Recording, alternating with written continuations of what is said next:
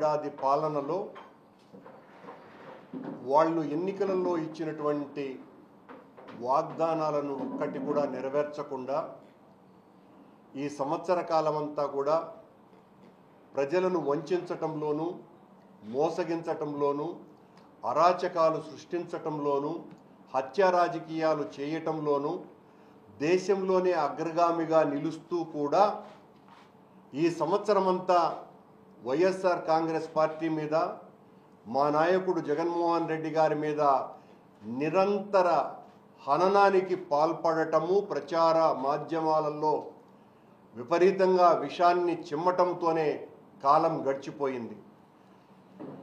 ఎన్నికలప్పుడు జగన్మోహన్ రెడ్డి గారు ఆ 5 సంవత్సరాల కాలంలో ఎంతో ప్రజోపయోగమైనటువంటి కార్యక్రమాలని చేస్తూ దాదాపు 2,80,000 కోట్ల రూపాయలను డీబీటీ సిస్టమ్ ద్వారా నేరుగా ఈ రాష్ట్రంలో ఉన్నటువంటి పేద ప్రజలకు అందరికీ కూడా అన్ని వర్గాల ప్రజలను అందరినీ కూడా సంతృప్త స్థాయిలో ఉంచే విధంగా ఆయన పాలన సాగిస్తే మేము అధికారంలోకి వస్తే జగన్ గారు చేస్తున్నటువంటి ఈ కార్యక్రమాలే కాకుండా అదనంగా ఈ 5 సంవత్సరాల కాలంలో 2.5 లక్షల కోట్ల రూపాయలు ఎక్కువగా పేద ప్రజలకు మేలు చేస్తాము.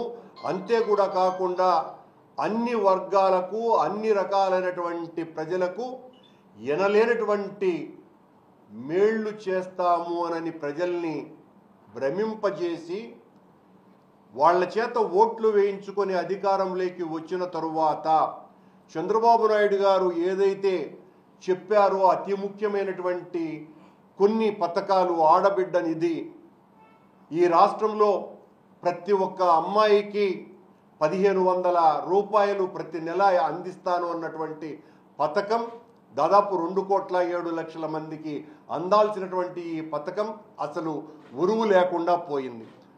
ఎస్సీ ఎస్టీ బీసీ మైనారిటీ వర్గాలకు అందరికీ కూడా 50 ఏళ్లు నిండినటువంటి ప్రతి ఒక్కరికి 4,000 రూపాయల పెన్షన్ ఇస్తాను అని చెప్పినటువంటి చంద్రబాబు నాయుడు గారు ఆ విషయాన్నే పూర్తిగా మర్చిపోయారు. ఈ రాష్ట్రంలో ఉన్నటువంటి యువకులకు అందరికీ కూడా నిరుద్యోగ యువకులకి 3,000 రూపాయల వేతనం ఇస్తాను అని చెప్పినటువంటి వ్యక్తి అసలు దాన్ని పూర్తిగా మర్చిపోయారు.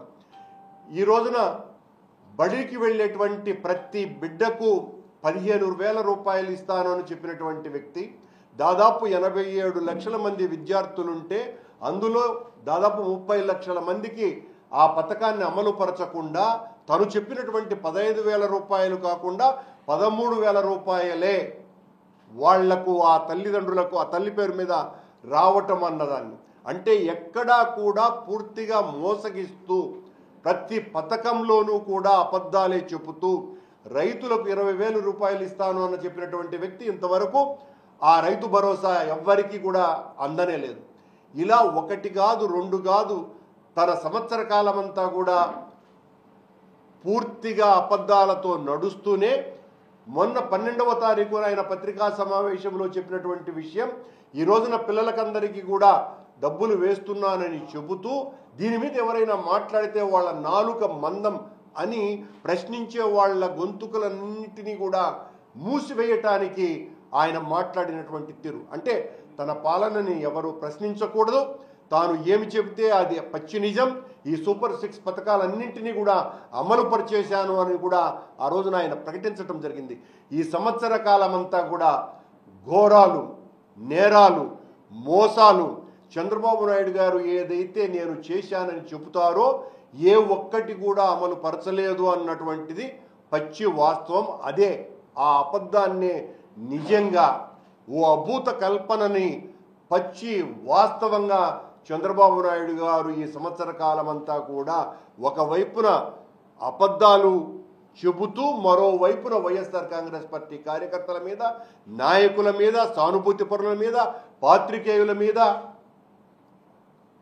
మధ్యవర్తులుగా వ్యవహరించేటువంటి వాళ్ళ మీద అందరి మీద కేసులు బనాయించటము, తప్పుడు కేసులు బనాయించటము, జైళ్ళలోకి నెట్టటము, ప్రశ్నించే వాళ్లను ప్రతిఘటించేటువంటి వాళ్లను హత్యలు చేయటము ఈ కార్యక్రమాలు నిర్విరామంగా నిరాఘాటంగా చేస్తూ మా పాలన అత్యద్భుతము, ప్రపంచంలోనే ఆదర్శప్రాయము, దేశంలో అత్యున్నతమైనటువంటి స్థానంలో ఈ రాష్ట్రాన్ని ముందుకు తీసుకువెళుతున్నాము.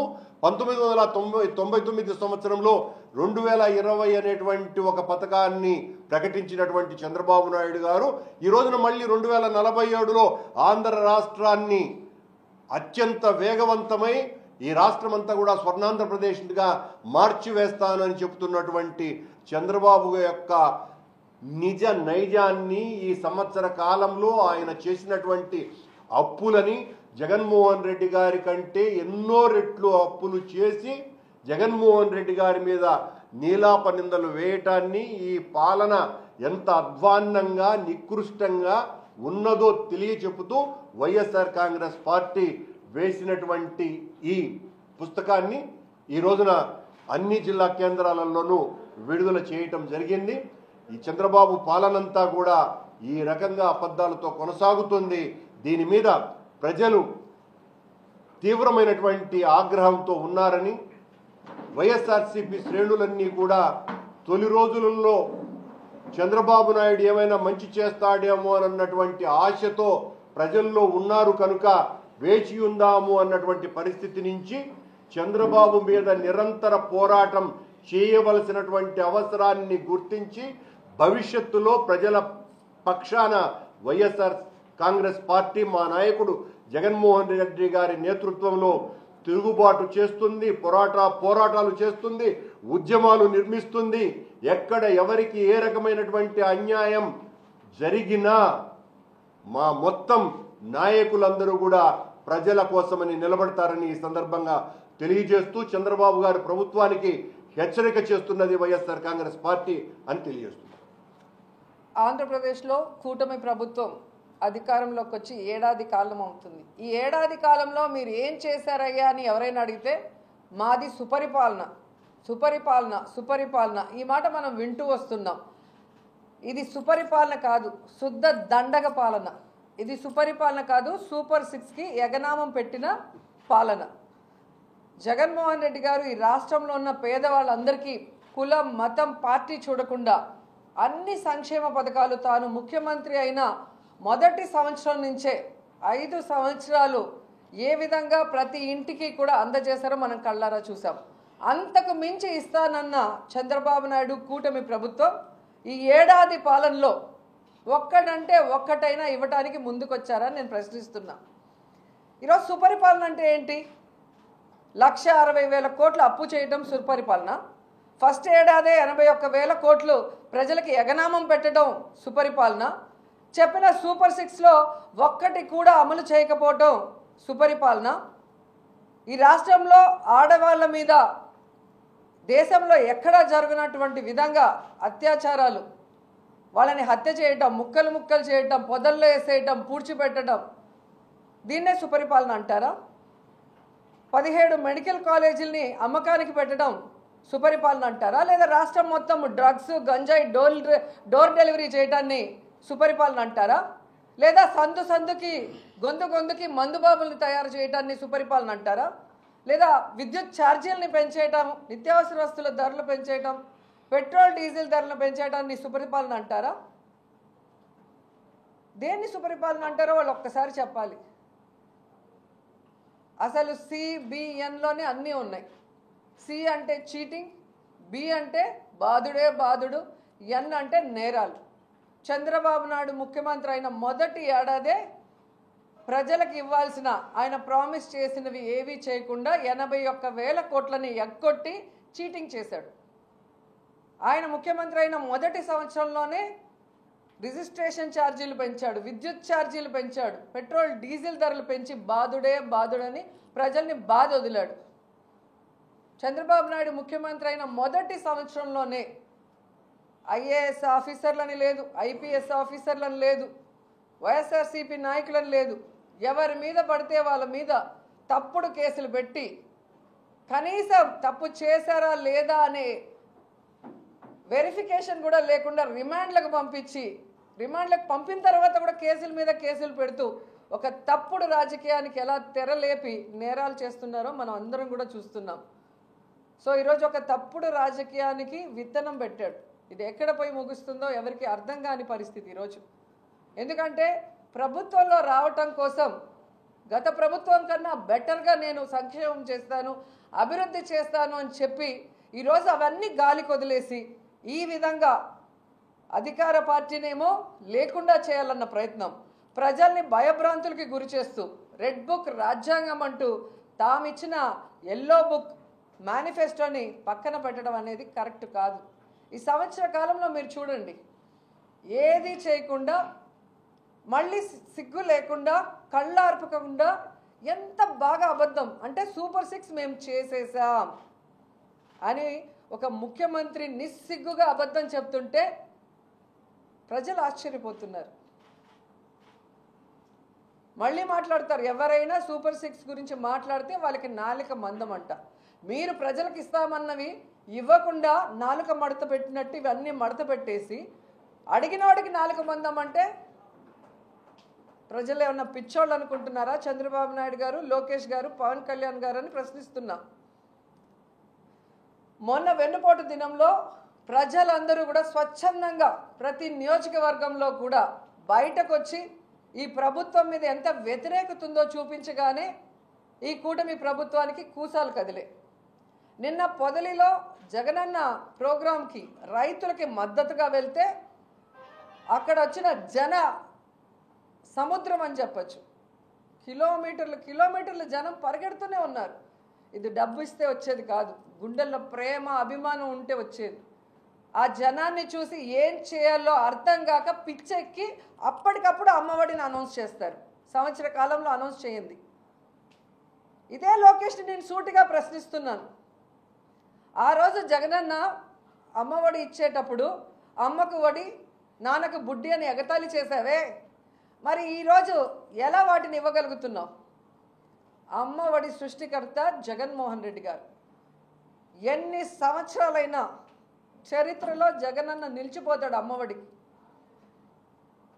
పేదవాడికి మంచి చదువును అందించే విధంగా వాళ్ళకి స్కూల్స్ రెనోవేట్ చేసి వాళ్ళకి బుక్స్, యూనిఫాము, పౌష్టికమైన ఆహారాన్ని ఇచ్చి వాళ్ళకు ఒక నాణ్యమైన చదువుని ఇస్తే జీవితంలో స్థిరపడతారనుకుంటే దాన్ని ఎంత ఎగతాళి చేశారు.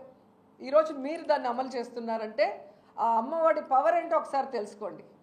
జగనన్న పిల్లలకి పరిశుభ్రంగా ఉండాలని మెయింటెనెన్స్కి ఒక సచివాలయ సెక్రటరీ ద్వారా ఒక 1000 రూపాయలు తీసుకుంటే ఎంత నానాయాగి చేసావు?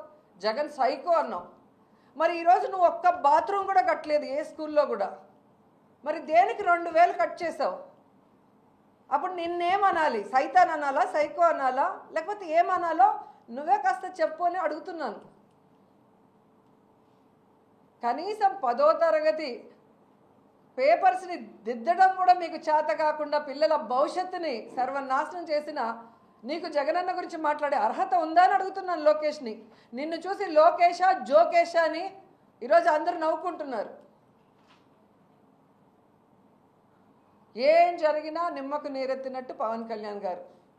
ఎవడు ఏడసస్తే నాకేంటి, ఎవడు ఎక్కడ కొట్టుకుపోతే నాకేంటి, నేను ఎమ్మెల్యే అయిపోయా, డిప్యూటీ సీఎం అయిపోయా, నాకు పవర్ ఉంటే చాలు, నాకు హెలికాప్టర్ ఉంటే చాలు, నాకు ప్యాకేజ్ ఉంటే చాలు అన్నట్టు ఉన్నాడు. కానీ ఈరోజు పిల్లల జీవితాలు నాశనం చేస్తుంటే పేపర్ కరెక్షన్లో అన్ని తప్పులు దొర్లి పట్టించుకోడు. రాష్ట్రంలో ఇంతమంది ఆడపిల్లల్ని చంపేసి ముక్కలు ముక్కలు చేసేసి విసిరేస్తుంటే కూడా మాట్లాడు. రైతులకి ఎవ్వరికి కూడా గిట్టుబాటు ధర లేక ఈరోజు ఆత్మహత్యలు చేసుకునే పరిస్థితికి వస్తుంటే కూడా నోరెత్తి మాట్లాడు. ఇలాంటి వాళ్ళకి ఎందుకు ఓట్లు వేసామని ఈరోజు ఎవరన్నా వేసిన వాళ్ళు ఉంటే వాళ్ళు కూడా తలలు కొట్టుకుంటున్నారు. ఒక్కటే హెచ్చరిస్తున్నాం కూటమి ప్రభుత్వాన్ని, మా దగ్గర అధికారం ఉంది, మా దగ్గర పోలీస్ యంత్రాంగం ఉంది, మేము ఏమైనా చేయగలము అనుకుంటే మీ హనీమూన్ పీరియడ్ అయిపోయింది. సంవత్సర కాలం మీరు ఏ విధంగా అయితే దొంగ కేసులు పెట్టి కొమ్మినేని గారు లాంటి వాళ్ళని పెట్టినప్పుడు సుప్రీంకోర్టు ఎలా చెంపదెబ్బ కొట్టిందో మీరు చూశారు. సో మీ బ్యాడ్ టైం స్టార్ట్ అయింది. ఇక మీదట మీరు దొంగ కేసులు పెట్టాలి, లేదా ప్రజలకు ఇచ్చిన హామీల్ని ఎగరగొట్టడానికి పోలీసుని ఉపయోగించి బెదిరించాలి అంటే ఎవరు బెదిరే పరిస్థితి లేదు. కౌంట్ డౌన్ స్టార్ట్ అయింది. ఇప్పటికైనా మీరు మీ పందా మార్చుకోండి. రెడ్ బుక్ రాజ్యాంగాన్ని పక్కన పెట్టండి. మీరు ఇచ్చిన ఎల్లో బుక్ మేనిఫెస్టోని అమలు చేయడానికి ప్రయత్నించండి. లేకపోతే వైఎస్ఆర్సీపీ ప్రజల పక్షాన నిలబడి ఎంత దూరమైన పోరాటానికి సిద్ధంగా ఉందని హెచ్చరిస్తున్నాం. ఇండియా పాకిస్తాన్ తాజా అప్డేట్స్ కోసం డౌన్లోడ్ చేసుకోండి RTV లైవ్ యాప్.